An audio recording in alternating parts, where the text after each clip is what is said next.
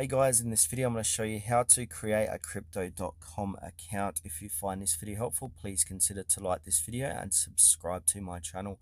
In saying that, let's jump straight into the video. Alright, I'm assuming you've already downloaded and installed the crypto.com app on your mobile device from your Player App Store. Once you've done that, we need to open up crypto.com for the first time. Now once it loads up, you'll come to this page that looks similar to this, and then click on the blue Create New Account button. Then it will say, what is your email address? So put in your email address you'd like to sign up with. So I'm going to do tutorial whiz. And you can also check, I would like to receive crypto.com exclusive offers and updates.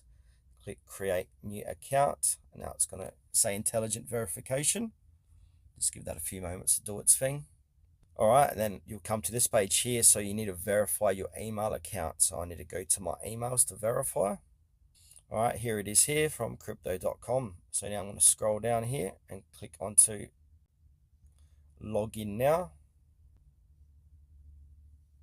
Now it's going to read to continue, and then your new crypto.com account will be up and running and ready for use.